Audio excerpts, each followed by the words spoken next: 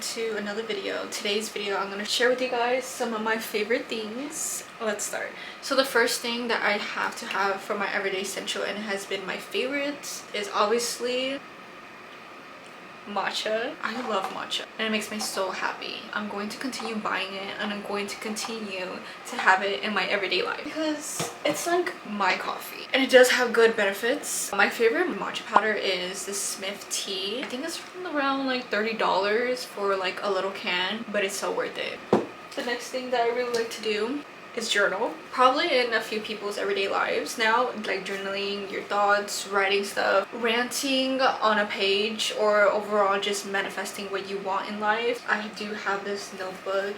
I will not open it. I would not share anything from my journal at the moment, but I love it. It's just a calming sense, especially when you have candles. While we're on the journaling, cozy vibes, and reading my favorite books, these are just a couple of my favorite books that I would like to share. So honestly, before we start, let's start with poetry. I have been starting to get into poetry, and since reading is honestly my everyday life, once you start reading, you would like to write your own poetry book later in life, and I feel like I will honestly do that too. I feel like it is in the works, but I don't know yet. You have The Orange by Wendy Cope. It's just the tiniest thing ever. Poetry is really nice to read every once in a while. Violet Bend Backwards Over the Grass by Lana Del Rey. But yeah, she is honestly a poet and I admire her songs. Maybe I'll make my own poetry book later in life. There's like a little, it's literally a theme,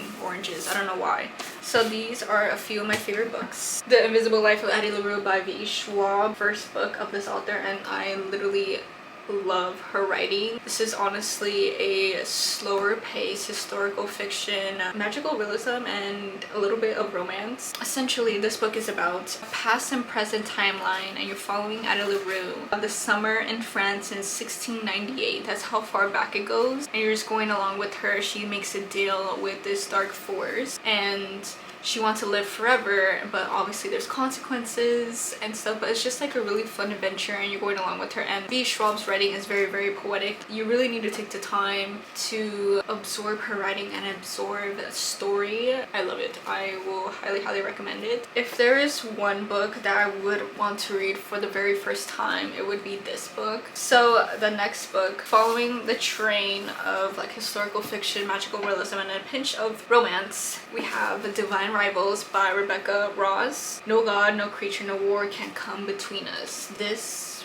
romance was everything, and there's like a war going on. This book is about when two young rival journalists find love through a magical connection. They must face the depths of hell in a war between gods to seal their fate forever.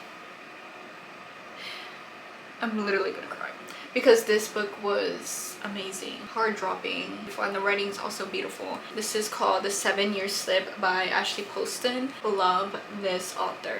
So you're basically following a girl named Clementine. She goes to her aunt's New York apartment, and this gives like summer vibes, which is very perfect for now. Her aunt was a very optimistic, joyful character. Obviously Clementine really admires her for that. She moves to her late aunt's apartment and finds a strange man standing in the kitchen, a man with kind eyes, a southern drawl, and a taste of 4 lemon pies. Her well-laid plans begin to fall apart, and she still might accept he exists in the past. 7 years in the past to be exact, and she's quite literally lives 7 years in the future. And it gives like summer vibes in New York. The romance was here, was everything, and it was just crazy. And he lives in that apartment, but like every time she leaves to go to work on her everyday life, he's there, and then when she leaves again, he's gone. So crazy. It's a time travel love story and I love it. So those are the 3 books that are absolutely my favorites. Found out about this author by Clarice Lispector. I literally just found out about her like a few days ago, and I am in love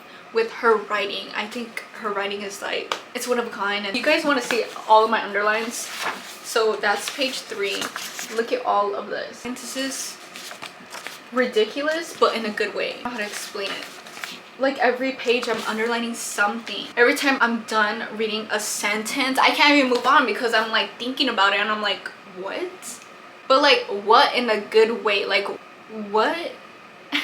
I'm in shock and awe of her writing and her thoughts. Okay, so the next thing that I have is obviously my Kindle. I currently have the Paperwhite version. I can't live without this. I literally bring this everywhere and you just never know the situation. Let's get on with my bag. So this is honestly my favorite. I literally got this at a vintage shop, and every time I travel I love collecting souvenirs, especially keychains, so I could just add it to my bag. Yeah, another thing is my lip routine. My favorite, this might be my signature. I love the NYX lip liner in Espresso, but the lip oil that I honestly swear by is the Rare Beauty one. Yeah, so this is Rare Beauty in Honesty. And then my favorite lotion, EOS. This is, I think this is like the smaller version. Oh, perfumes. Oh my god. My favorite perfumes at the moment, it's this chai one. I love this perfume. And especially the Billie Eilish one, the gold one. That one's also my favorite. So the last thing that I really love wearing, and I think it's like a staple for me or my signature because I love wearing it, it's easy, cute, and it goes with everything, is ballet flats. I love ballet flats. I need one in every color. That is basically all of my favorites at the moment, and yeah, I'll see you guys in my next video. Bye!